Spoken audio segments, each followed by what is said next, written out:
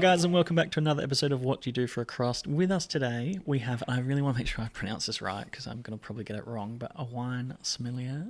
It's pretty good. Sommelier. Yeah. Someone was telling me I'll just say smelly air, and I feel like that's really insulting. I've heard that before, yeah. But you're telling me offline before just to say a wine som. Yeah, most people in Australia just say som. Yeah. Fair enough. All right. Well, thank you very much for being here, first of all, and giving up your Thanks for having time. me. In good fashion, we'll do our normal fast five, first five. Mm-hmm. Pros and cons of being a wine som. I think probably the biggest pro, if I start there, is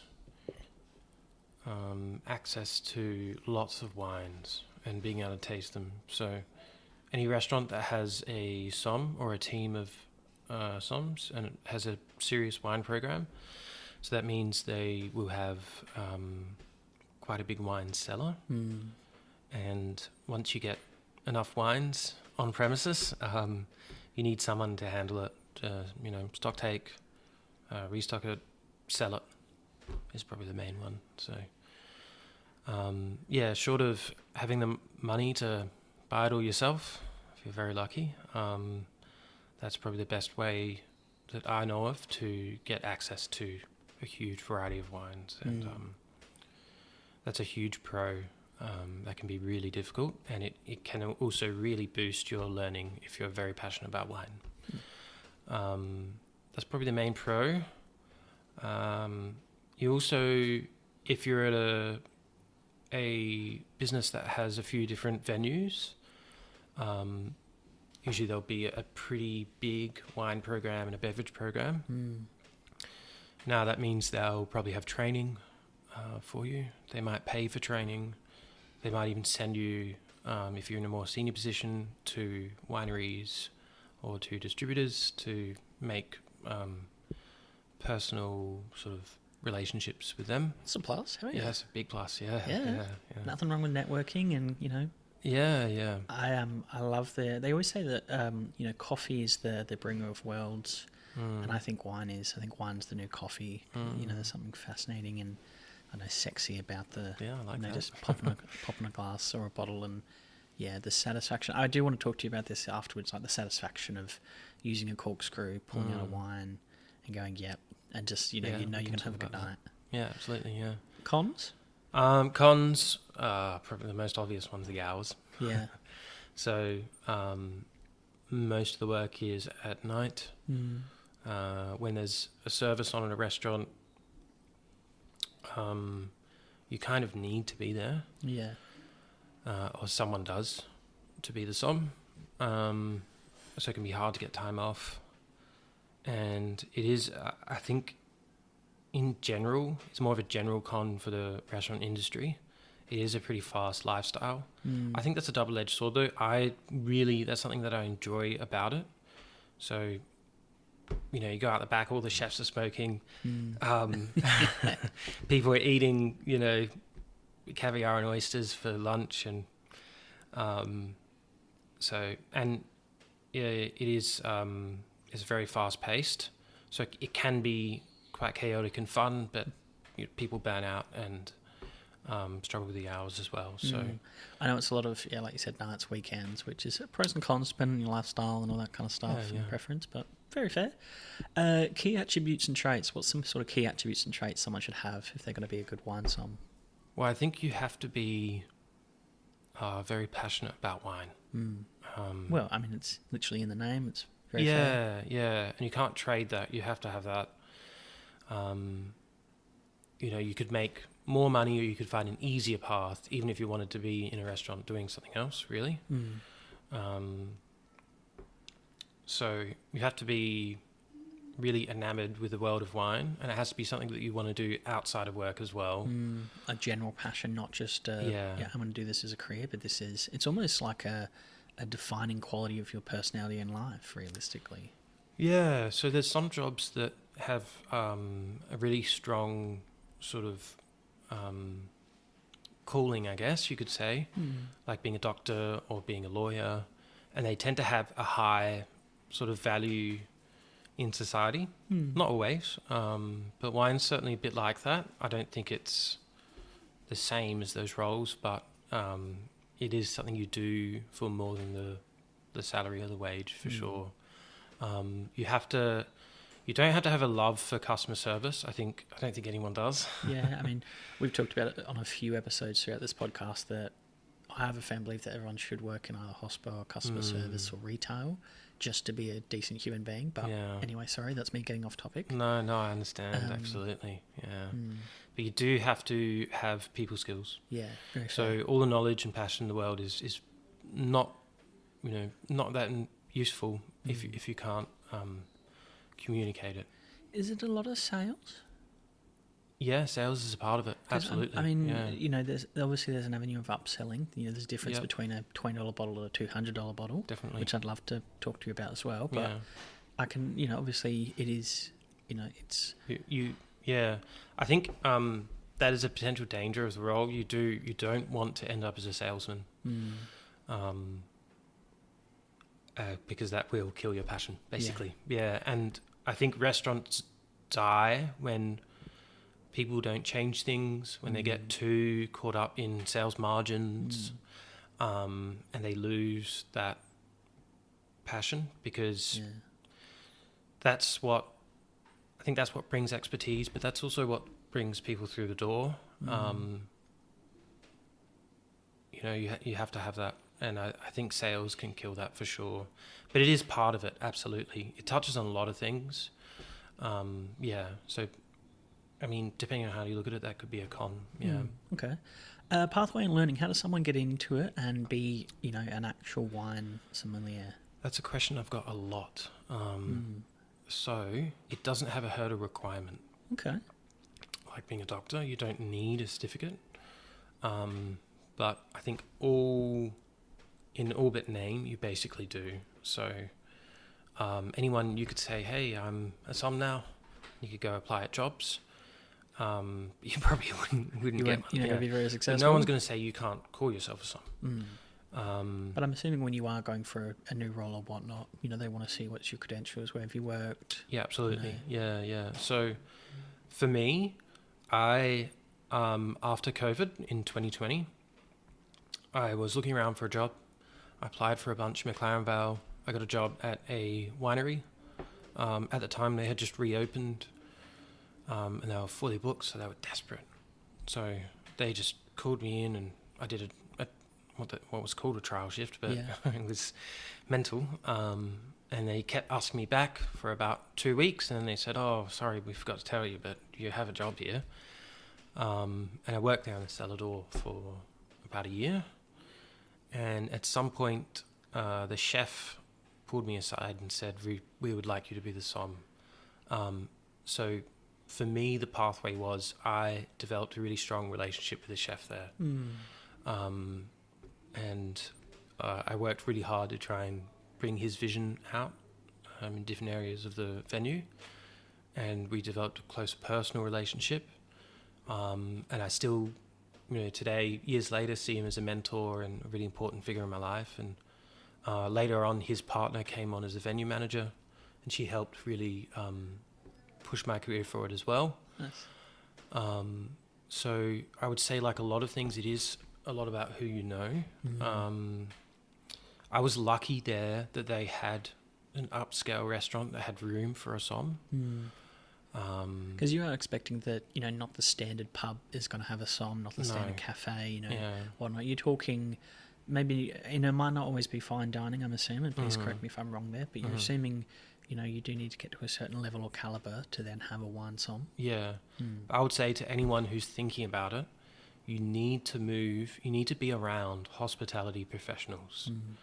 You can't be around people who are taking things out of the freezer, microwaving them and sending them out. It's that that attention to detail, that fresh produce, all those kind of things, wanting to go sort of above and beyond. Because I would presume to say that it's not just I like a glass of wine, so I think I'm going to be a som. It's I love my wine. I love the complexities, the varieties. I love it changes year to year, the vintages, the makeup. I love the core chemical compound of what makes up a bottle of wine and all those kind of things, and aging and which I've got so many questions for you because I think like wine is We can do it. Yeah. is a general passion to say the Yeah. least. So we talked about sort of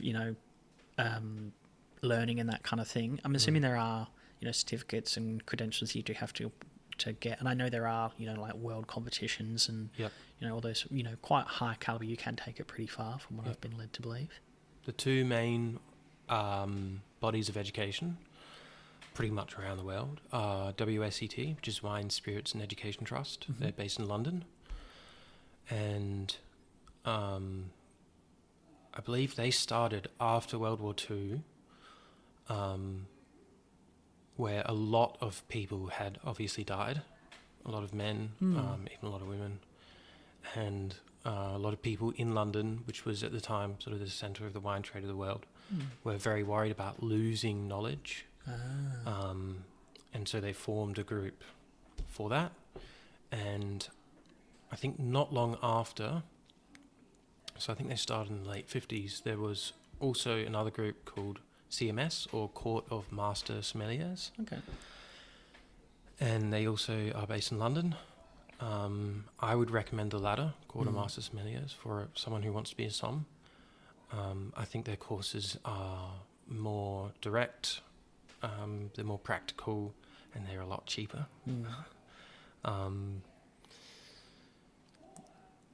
WSET is a bit more general, so they would do general wine education. Now, they're still very good at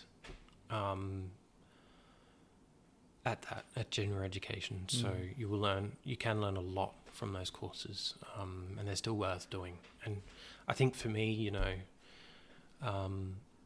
if you're passionate, you're clawing at everything to try and get more information and more knowledge, and so I would do both. If I had to start again, I would definitely do both. Yeah. Very fair. Okay. And then growth opportunities sorry, we've still got one more, but growth opportunities. I'm assuming it's sort of head somm, and then I guess you can take it as far as you want in regards to sort of the caliber and fine dining. And yeah, absolutely. do you link it to being a winemaker? Does it starting your own restaurant? How how is that sort of gauge, I guess? So there are different paths. So I believe Slopian Inn, for example, I think the owner there, Alex, is also sort of the somm as well. Okay. Or I don't think he works on the floor. So that is a pathway, absolutely. Obviously, you'd start as a junior somm or a somm. If you have a team of even, say, 3 people, then there's room for a head somm. There's also, in a lot of venues and businesses, beverage directors. Yeah, okay. There's bar directors or bar managers. There's sometimes wine directors. There's group head somms if you work in a group. So a lot of the restaurants are gathered into groups of ownership, which means you might be around supporting not a chain, but an organisation that has multiple restaurants and businesses underneath it. Okay. Yeah. And then there are also consulting jobs, which are a bit more seasonal, I guess. Yeah. There are some highly educated somms, I think, in Melbourne and Sydney, that run like subscription services for wine. You can buy wine, get it sent to your door. It's picked up by a somm. So there's lots of different options. I mean, you can also go into winemaking as well, absolutely. I think, again, it's one of those things where you have to be driven by what aspect of wine you're drawn to. If you're in it for the money, or the maybe you're wanting to expand your knowledge and coverage kind of thing. Yeah. And, maybe you don't like working with customers. Yeah, I mean, it's certainly an interesting, sometimes very challenging avenue. Yeah. I would assume that potentially, if you do want to build your knowledge in that, it may be a lot of travel and trying wines all around the world. Yeah. Which obviously is a huge appeal for a lot of individuals. So that's very fair. The last of the fast five that everyone loves to know is salary range. What kind of coin are we talking in a bit of a range? And I know it's a hard one to answer. No, not at all. Because it depends on again which pathway and which industry and which even probably separate business. Yeah. Rough range. Yeah. It depends on what state you're in Australia, but it should be at least $70,000. So when I was working in Brisbane, I was getting 75. So it's based on the hospitality award rates. So if you do apply for a job and you're not sure about the salary range or if they've got it right, you can check that. You can check the industry rates. Yep. Does it come with a bit of gratuity there as well? Like maybe a tip, or you get gifted a bottle, or you get the leftovers? Like I worked in hospo when I was doing my degree, and some of the best avenues I would have is it's 2 a.m. You're on your way home, and you've got to have a $500 bowl that someone had one glass out of, and you get to take the rest home, and you're like, oh yeah. It does happen sometimes. And it's a bit dodgy. Don't get me wrong, but they haven't directly drunk it out of the bottle, and but there are perks that come with working in that industry. I'm assuming like you said, you get to try some. Yeah, well, on that, I mean, some customers, if you have a good relationship with them, they'll buy a bottle, have a glass, and leave it for you. Yeah, They'll say wow. it's for you. So this is where we get into the weeds of hospitality. So there is a lot of variation. It's still a little bit like the Wild West. Yeah. And I think that like the hours is a little bit of a pro and a con. I like it, and sometimes I don't. So the last venue I worked at in Brisbane, I got probably about $15,000 a year in tips. Wow. Yeah. So it worked out to be a pretty good salary. I mean, like any job, you can negotiate for pay raises. And it varies. And I'm assuming, again, like, you might get some meals thrown in from, by the kitchen or... Oh, yeah. Yeah, usually... Yeah. I will say that. If you're working somewhere and they're not giving you a meal on your breaks, then you should go somewhere else. Fair enough. I mean, that's a good tip, because a lot of individuals would know that. Yeah. I think particularly, your role is... I would say fantasized a lot by a lot of people. You're getting paid to taste and drink wine, which sounds fantastic to me, but, particularly to wine drinkers as well. And I'm sure it's much more complex, absolutely. I had a whole variety of questions, and I'll hopefully try and tick them off as we go. And some of them relate to hospo, some don't, I guess, so we'll see how we go. But does a wine som ever borderline between, other spirits and that kind of things, or is it predominantly just wine? Because that's where you're talking about, food and beverage manager or director and those kind of things. Or is a wine som purely just wine? Good question. No, it's never just wine. Never. So those courses, if you do CMS, which is the one I recommended, Court of Master Sommeliers, you have to learn about spirits. You have to learn a little bit about beer, how it's made. You have to learn about eau de vie and cognac and all these French things. Yeah. So if you're a som, your primary role is to pair wine with food and to sell wine and all things related to wine in a restaurant. But what goes well with, I don't know, chocolate cake. I mean, obviously a big part of your role is pairing the wine with the menu. And obviously we talked about a lot of it being seasonal, so winter and summer and whatever it might be, or you might be working in a place that's close to the sea, so it might be quite a lot, a lot of seafood, or it obviously depends on maybe the restaurant or the business you're working for, Japanese infusion or whatnot. So it gets a bit tricky there. How do you start that process? I'm a chef. I've come to you and gone, hey, I want to do a new menu. I want to do this, and this, and this. What's your first step to sort of pair possible options? Wine pairing. So the first thing you want to do is look at the strongest aspect of the dish. So what's the strongest flavour? And forgive me if we're giving away trade secrets here. No, you don't no have to answer if you don't want to. But yeah, I'm just curious. No, there's no trade secrets at all. If anything, we want everyone to know more, and find more passion in it. So you always want to look for the strongest element of a dish. So it might be a sauce, it might be the way something's cooked. You want to consider sides, and then you want to think, like I said, about sauces and garnishes as well. So the easiest things to pair are usually very simple, and things without too much strong flavour. There's a few basic rules. So salt is good, basically. Okay. So long as it's not really salty. So salt or flavour enhancer can help enhance the matching of the wine. You don't want it to be more acidic than the wine. So that's not a flavour thing, that's a structural thing.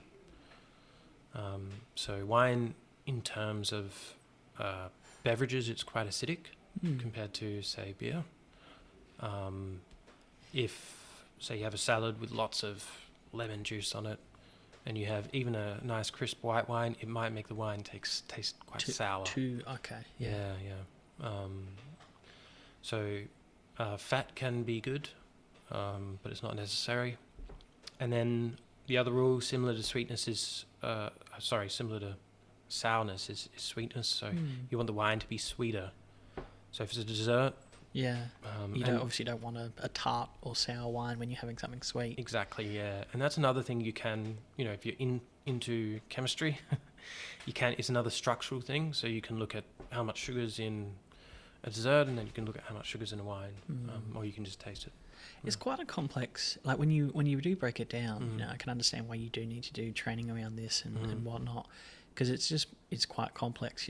You've got a chef that goes, yep, I'm tearing up the menu and I want to do something completely different. You've then got to almost start from scratch. And I'm guessing, not to put you under the pump here, but I'm guessing that that's where, maybe not handshake agreements, but, there's obligations to stick with a particular brand or provider of wine, or, say the business you're working for is friends or chummy with the winery down the road, so they want to try and use theirs, or they might even have their own, which is tricky, and you might know in the back of your mind, yep, I know the perfect wine to suit this kangaroo with a nice red wine juice, and they go, actually, well, we need you to try and use these local wines, or we need you to try and cover this region because the owner's brother just bought the vineyard, or whatever it might be. I'm sure that gets a bit tricky as well. There's definitely some of that. This is again where I'll go back to what I said before about staff meals. Yeah. If you work at a place, they don't give you staff meals, leave.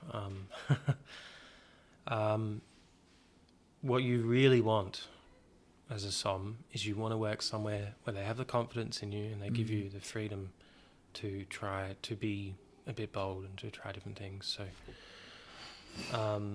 some places will do that, absolutely. And sometimes I think it is called for, if it works and if it makes sense. But I think you always want to be wary of that. So, good example, that place in McLaren Vale that I worked at, that I was talking about, had a really good relationship with the chef. He had a few different course menus. We were doing exactly what you were talking about, going through different wines. Which sounds fun. I won't let you know what I mean. Like I'm picturing, and please, I hope I'm not wrong here, but you're getting to taste all the dishes as they're created, and maybe they're, the sauce is changed, or they pick a different cut of the protein, or whatever it might be, and the sides are different. You're then getting to try it with multiple wine. Like, that sounds so good. My mouth's watering just thinking about it, because I'm going, you're getting paid to do this. This sounds so good. Yeah. You're almost hoping that the chef wants to change the menu more often. Yeah. Oh, it's stressful too, though. But there was a lot. You've got a short amount of time to find something that's right, and then also, you might think you taste something when you put them together. If they don't, then and it just doesn't gel well. Or do you have to have I can imagine your wine knowledge is quite extensive. Then, not just of the typical, like, you would have to know a lot of different, blends, makes. Also, I know vintages change from year to year. 2018 was a very dry year compared to 27 was very wet. So we know that the grapes were extra juicy or whatever it might be. So they're just slightly different. Your knowledge of obviously that is going to have to be very, very important. because it's going to change year to year. Mm. And then you could even suggest a wine, but then there might not be enough of the wine. So as in, you go, okay, yeah, I think we're going to need 4 cases of this red, 2 cases of this dessert wine, and the 2 cases could go really quickly, and you go, oh crap, we can't get any more. I now have to change it last minute. That's a good point. Sounds frustrating, but you also heard of the saying, don't let perfect be the enemy of the good. no. Yeah. So that's definitely a thing that happens. So there might be something you really want to do. You might have a wine that's really good, and you can have too much of it. You can also have not enough of it. So the practical things in life are always things we have to remember. It might be, I've had some wines in the past that were, fantastic. I remember there's a type of Prosecco called Col Fondo, which means with the bottom, and it's an unfiltered Prosecco, and some of them are awful, some of them are quite nice. I managed to find one for one of our restaurants a few years ago, and it was fantastic, and we just couldn't get it back. And it was almost a problem because, people come in and try it and they go, I really like that, like something this, different, and it goes well with the antipasto, and they come back and you go, sorry, we've had to change it. Yeah. Interesting. I think this is what I love about wine, though, is it can, not that it makes or break, but the fact that people will come back and be like, oh, we had that wine and it was such a good pairing, we want to come back and do it again. And that's where businesses or restaurants and cafes and whatnot then become known for that kind of avenue, which is great.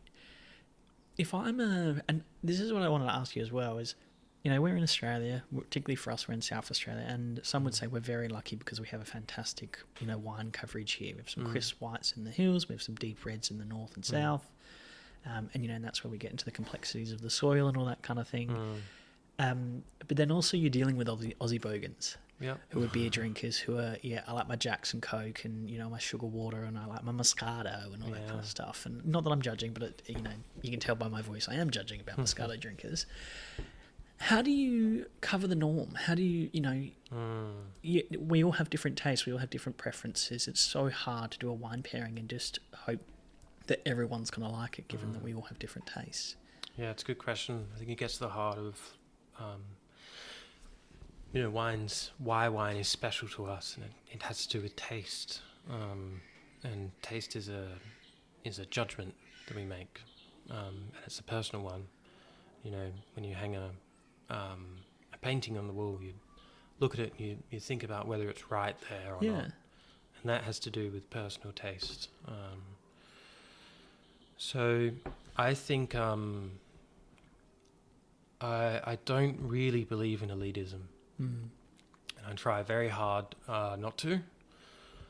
I think wine, comes from the soil. It's a crop. It's grapes, and then we ferment it. It's tied intrinsically to the bare bones of civilization. Yeah. And I think it should belong to everyone. Having said that, I do think there is right and wrong in taste. Yeah. So there is a balance there, but I think it is something that belongs to everyone, I guess, is the way I'd put it. And it's in the eye of the beholder.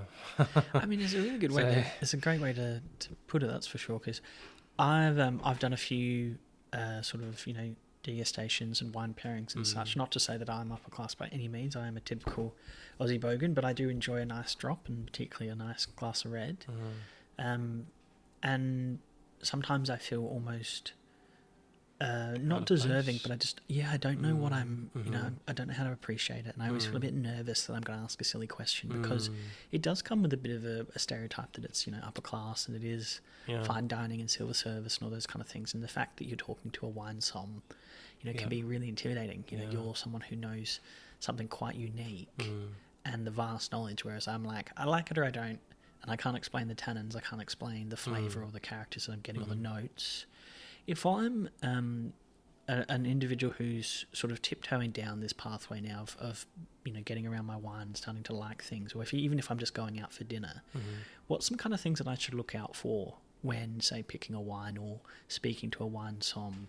You know, and I know that's a very open-ended question. No, I've got some good answers to that. Oh, okay, Absolutely. yeah. Just on that last thing that you said there, which I think is very interesting.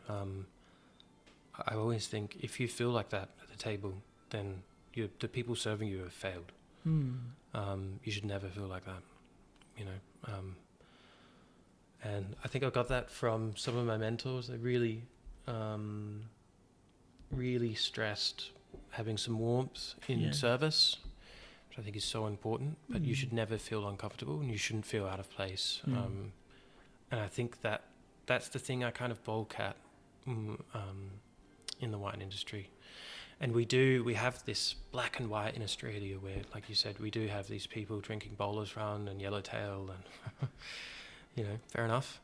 It's cheap for a reason. Each their own, yeah. Yeah, but then we have, you know, we have that as well. So, but Different, is it? yeah, we judge those people very harshly. Yeah, Often, yeah. yeah. But you go to Spain and it's common to mix red wine with Coca-Cola. Which is bizarre to me. It's absolutely bizarre. See, we would never do that. That's Sounds wrong. sacrilegious. Yeah. So I think I think more than anything, we're just set in our ways.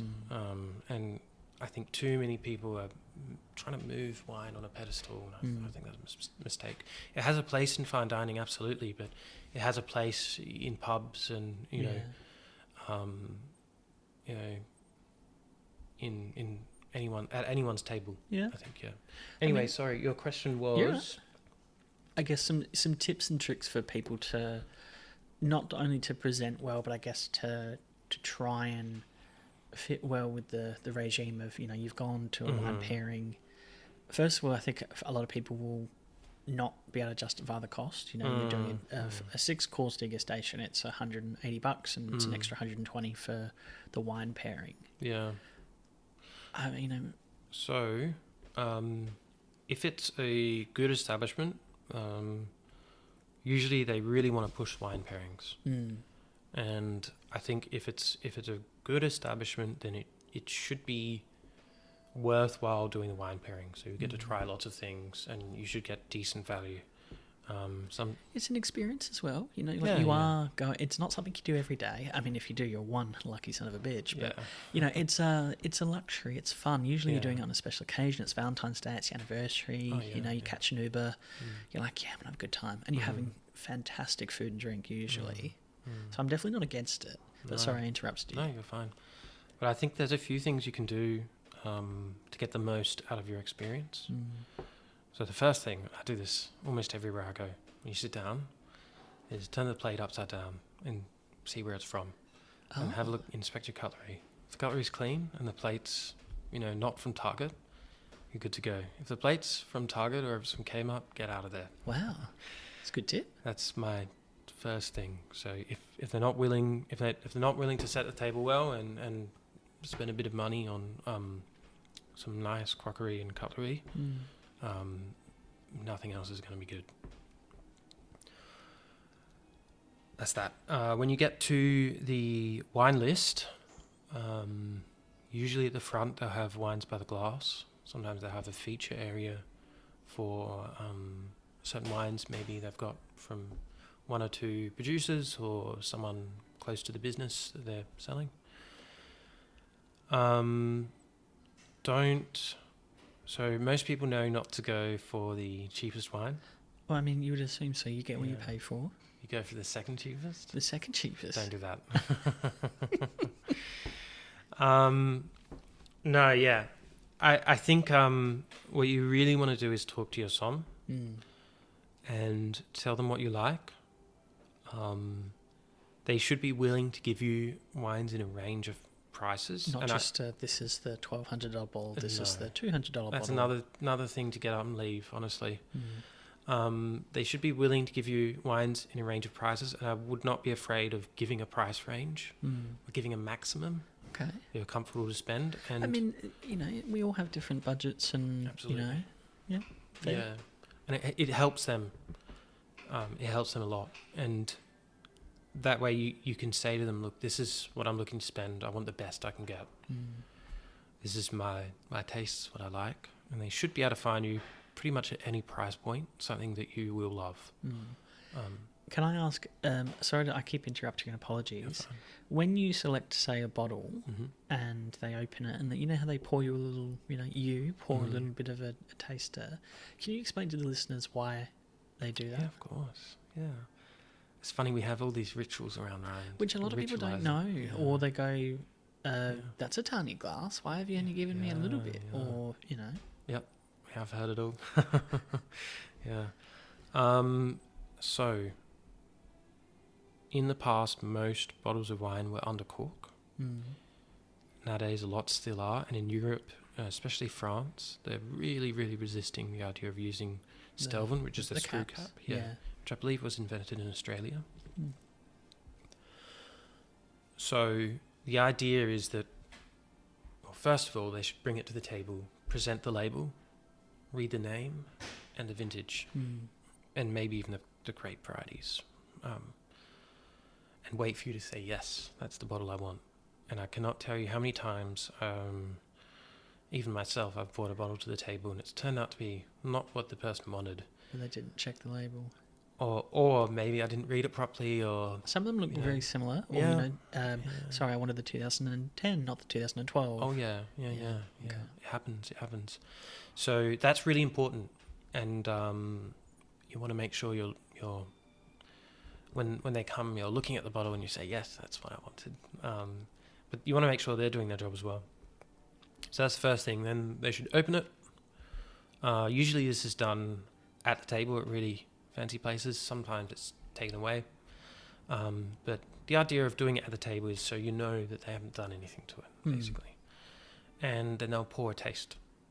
And it's really not a taste, it's really for you to smell to make sure that it's not tainted by the cork. And usually you will know, even if you're not sure. So it'll smell like wet newspaper. Okay. It'll smell kind of like maybe sheep's wool. It'll smell damp. Sometimes I get banana peel. It'll stink. And then you can tell them, oh, look, there's something wrong with this. Now, a lot of places I've worked, the somm will do that for you. They might tell you, oh, do you mind if I just check this wine for you, make sure it's okay? And they might ask, do you want it decanted as well? And they should ask, really, if you do want it decanted, because sometimes people don't. That's fair enough. Yeah, they like to see it in the bottle or whatnot. Yeah. But if you want to look really fancy when someone does that, you just pick the glass up, give it a smell, and go, yeah, it's good. Okay. Yeah. Very fair. Okay. Yeah. But it is trending more nowadays in restaurants where the somm will really do that because that's what they're trained to do. But often, even if they do it, they will give you the chance to taste or to smell at the table, so you can okay the bottle as well. Yeah. Nice. Okay. Interesting. Yeah. I got to admit, there's just a romanticised avenue for me around wine. I'm going to very cheekily throw myself under the bus here. I said before I like a glass of red. I do love a very big red. My wife has ruined me because when I first started drinking red, I loved a Pinot Noir. I loved maybe like a soft Grenache, something on the lighter scale. My wife's from the north. She loves a big heavy red. And now, winter, it's cold, in front of a fire, get me a Cab Sauv, get me a Shiraz. She's ruined the lighter wines for me, unfortunately. If you're doing a wine pairing and say you've got a young couple, they're out on their anniversary dinner, and you get the bloke and he goes, "Oh, I only want to drink the reds, not the whites." What would you say to him? Sure. Yeah, fair enough. Absolutely. Let's do some reds. Yeah. I always sit there and go, "Well, just try it." Yeah. Like no one says you have to drink the whole glass. Yeah, if you that's don't true, like yeah. it. Well, I think you've got to push where you can push, and Yeah. But the ultimate thing is that they enjoy it. But I think what the special experiences that I've had at a table is when, so in Brisbane, when I was working in the restaurant, we'd have lots of regulars. Yeah. We had one man who came in and he would only ever drink champagne. And that was it. Okay. Twice a week he'd come in. And it wasn't me, it was the head somm at the time, who was a lovely man, English, really, really smart, great to work with, and he had a really good relationship with him because he'd been serving him for years. The same wine. Regular, yeah. Just a glass of champs every time. Yeah, but one day he said, oh, hey, I can't remember his name. Just say his name's John, the customer. He said, oh, hey, John, I've got this bottle of wine left over from a tasting. It's a big red. From Barossa. Do you want to try a taste? I think it was a special occasion. He tried it and he loved it. And then all of a sudden, that's all he's drinking. Yeah. So I think, let's say we had that young couple come in for an anniversary. The gentleman only wants red. I would absolutely do that. And then maybe at the end, I'd give him a bit of a sweet wine, or I'd give him maybe a slightly different red to taste. So rather than saying, well, have half white, that's pushing it a bit too far. You always want to give someone something that's a little bit out of their comfort range sometimes, and give them a special experience. Because it is an experience, at the end of the day, you're delivering a service, which obviously is judged, and, I think a big contribution to whether they have a good or a bad outcome. The food obviously is obviously very important, and that's what they're there for, but particularly, sometimes having a very good pairing, you can be like, God, that was nice. Like, this is really good. And elevates it. Yeah, and you feel classy. And I love the way you considered the cutlery and the crockery and that as well. I think a lot of individuals would assume the plate's a plate, knife's a knife, but looking at the finer things, so important. Particularly when you're getting to high quality dining experiences. Absolutely. If you go to a place and they're charging hundreds of dollars, and it's coursed, and they have a plate from Kmart, then I wouldn't work there. I wouldn't eat there. Like, I never would have thought about it that way, but it does make sense. Basically scamming you. Yeah. Which is scary. I would imagine you would know a lot of industry insider avenues, which I don't want you to spill the beans too much. Can I ask you, as a wine som, what is your favourite wine? What do you lean towards? Because I'm just thinking about the sheer coverage of whites and reds and sweets that you would have tried. Do you have a favourite? Do you have a favourite vintage, or even just a favourite region? That's and I know a hard question. I know it's like asking someone what's your favourite movie. My top 10 is, and it's really hard to single one. Yeah. But even let's say if we narrow down a little bit for South Australian climate, what's your favourite? I really like the Yangara wines. I like S.C. Pennell. So he really started the Grenache craze in McLaren Vale. Years ago, he was the head winemaker for Hardy's. And I think when he was there, he started a sort of small batch Grenache. And at the time, it was, the grapes you'd pull out, because years ago from now, most of the wine we made was sweet wine, and a lot of it was sent to England. You'd use Grenache and Shiraz for that, and that's a big reason why there's a lot of Grenache and Shiraz vineyards around Australia, in the wine regions. So I like those two. I think in general, it's really hard to pick. I've had a long relationship with the wines from Alsace. We are spoiled, particularly in South Australia and Australia. They say wine is our third biggest import.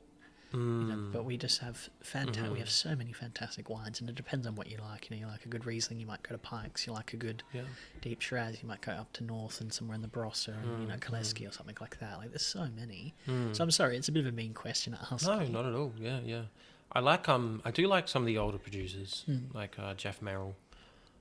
Haven't changed in years. Getting consistent quality. Yeah, but I like the lack of pretentiousness around their wine. They don't have fancy labels. They, I like that. There are other places like I think Torbreck's a good example. Yeah. Where they have a clear business sort of plan. Yeah. They do the big bottles. They go to weddings. They've got a really distinct lip on the top of the bottle, which you may have seen, which really makes them stand out. Fair enough. And they make good wines, but I don't like the glossiness and the almost like sterility to the business, and almost actually to the wines as well. So yeah, very fair. We are getting close to our time, but we can absolutely go over. We'll see how we go. You're one of those individuals, I'm assuming, you can do the saber trick with the bottle of with the bottle of champagne. Is that like a common request that you get in the industry, or I not know at it's the obviously table. Yeah. I know it's a probably a bit of a gimmick, so but it's pretty cool. It is very cool. Well, it's a little gimmicky, but it has an interesting story. So, when Napoleon's armies rode out, most of them had sabres on horseback. They had a lot of champagne on them. Easiest way to open them was with a sabre, so that's really where it came from. Napoleon said, sorry, we should describe for the listeners. That's when you've got a bottle of sort of champagne, or a usually sparkling wine, a bottle that has pressure. You use some form of a sharp utensil to sort of lodge off the neck of the bottle. And it's like a clean break, and it looks so cool. It really does, and it's a hell of a party trick as well. I find. Not that I can do it, but it just looks really impressive. I've blown up a few bottles trying. I've done it as well, yeah. But Napoleon said, in victory you have earned champagne, and in defeat you need it. So I like that. Yeah, I absolutely like that. Yeah. What we are, like I said, we are coming to the close of our time, I guess, but. What about wine has tickled your fancy, I guess? What about it appeals to you? And I know that's, again, a silly question, because there's probably a lot of wine drinkers listening going, mate, having a glass at the end of the night, having one at the start of the night, having one during the night, you've had a long day, you've had a long week, you've had a good day, you've had a good week. Like, it can be, a bit of a coping mechanism. It can be a celebratory avenue, like you said, around Napoleon's quote. What about it for you? Appeals? What's the appeal there? Because you could just as easily been a whiskey connoisseur. You could have been a beer drinker through and through. What about wine has particularly scratched that itch?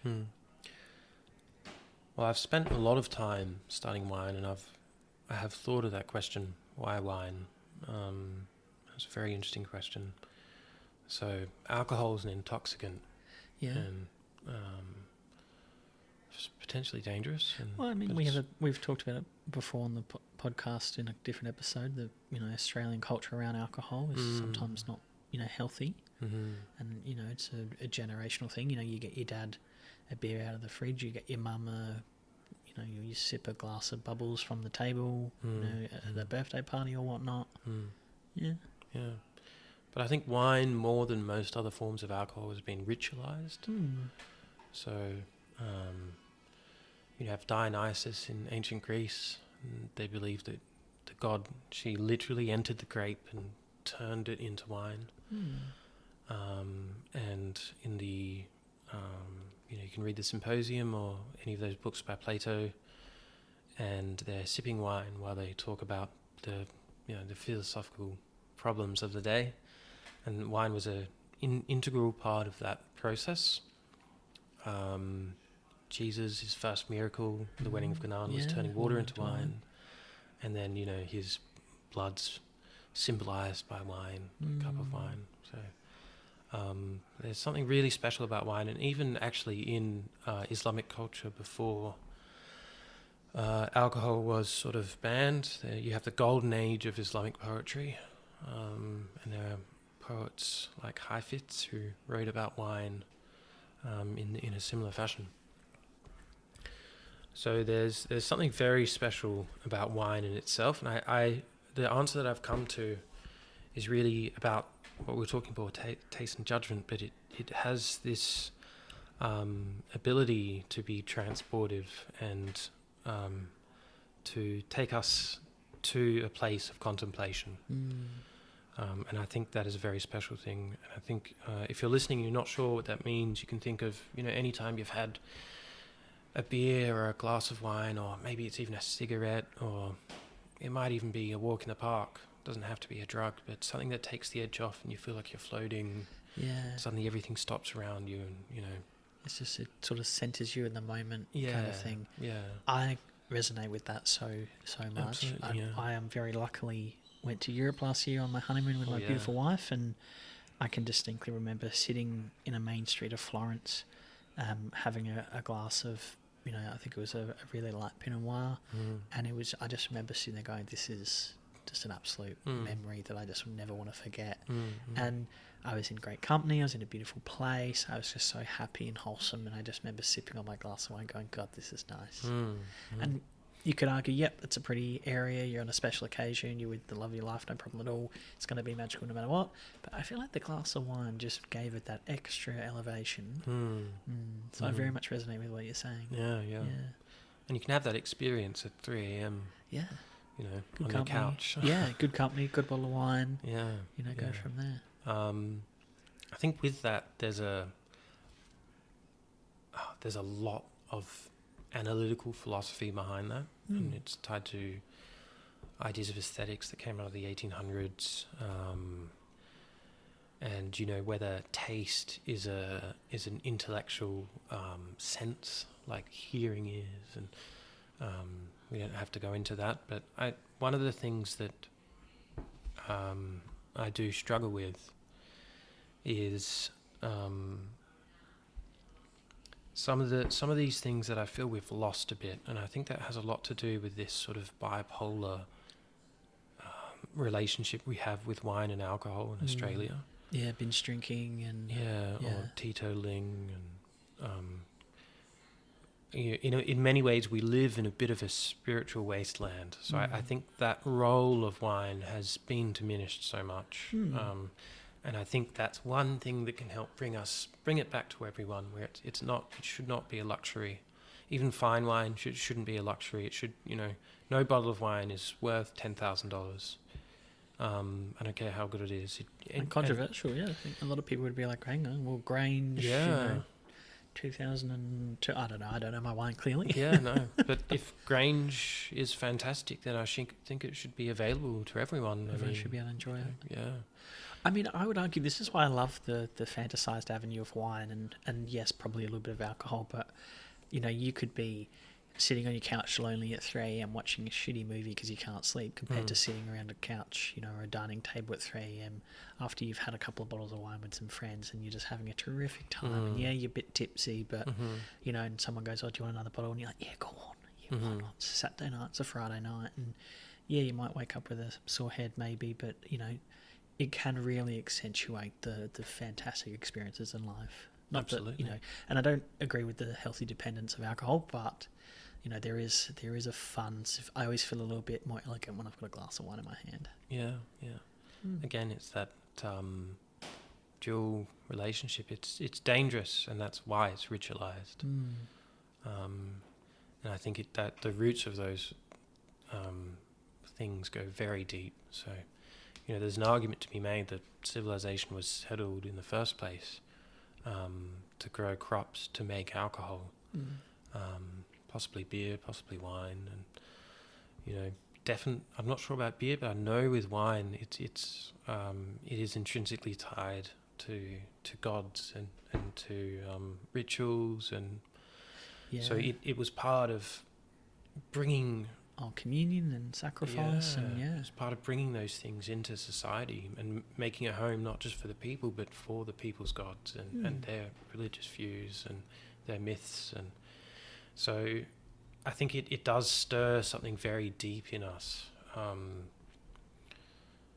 and I think that's tied to that feeling of contemplation that we get when we imbibe in it. Yeah, very fair. My final question, and again, this is a very open one, so I do apologise. What is the best place in the world that makes wine? So the best, and I know, you know, because we're talking vintage. Me in trouble here. And I know, again, very controversial, because, you know, some individuals will say, okay, well, you know, Greek wine's very underrated. Depends, are you talking champagne? Are you talking, you know, a nice Monty? You know, all those kind of things. But in general, just your opinion, because this is your opinion, and you're absolutely entitled to your opinion. What country does the best wine? There's one correct answer. I worked in Italian restaurants for so long with so many Italian people, and they all said the same. It's France. Yeah. It's not Italy. It's not Australia. It's France. France is the land of wine. Yeah, it's really the only correct answer, unfortunately. I mean, people would argue with it, and there is a lot. So in the wine world, there's a new world and the old world. So the old world is essentially Europe. And the new world is Australia, Canada, New Zealand. New Zealand's got some crisps. USA. Yeah. You know, Argentina, Chile. Or, I mean, there's so many places, you know. Someone was, Napa Valley, and you're like, well, oh, you know. amazing wines. Yeah. Yeah, there's some really good wines out of California now. Fantastic. It is an exciting. It strikes me as an exciting industry to be in because yes, you're in hospo, and yes, it is a bit of sort of retail and sales and that, but there is that underlying elegance that comes with it, and Definitely. a lot of satisfaction that comes with that again. Yeah.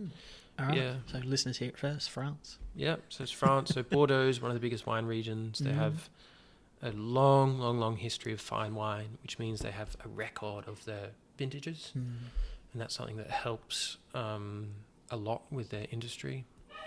And where they are, they're on a river going out to the Atlantic Ocean. So there's, they go down to Spain and Portugal. They can go up to England. They can go across to America. Obviously, there's Champagne. Again, a long history and tied to courts in obviously in Paris, but in England and in Russia and Paul Roger, which is a brand of champagne. They have the crown, the English crown on it. Yeah. On every bottle, and it's the one they have. Black writing, white label. Yep. That's it. Yeah. There's also the Loire Valley, which is a very complex wine region. It's above Champagne. They have fantastic whites. They have sparkling. They have fantastic reds. They have world-class sweet wines. Amazing. Some of my favourite wines in the world.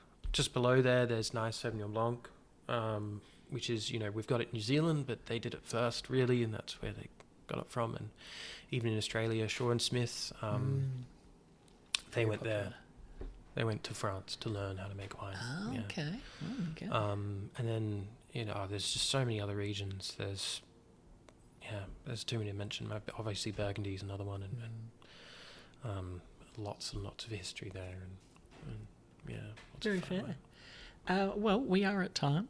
Thank you very much for your time. I mean, I could sit here and chat to you all day, but it seems like a crime. Normally we'll have a bit of alcohol when I'm interviewing a guest, but I didn't bring any wine, and we haven't been having wine, so it seems like we might have to do this again. And we might have to do a part 2. I'm sure there'll be some feedback or some questions that'll come through from some of the social media platforms wanting to know a little bit more, or even to go against your opinion. But thank you so much for your time and experience. Thanks for having me. Cheers.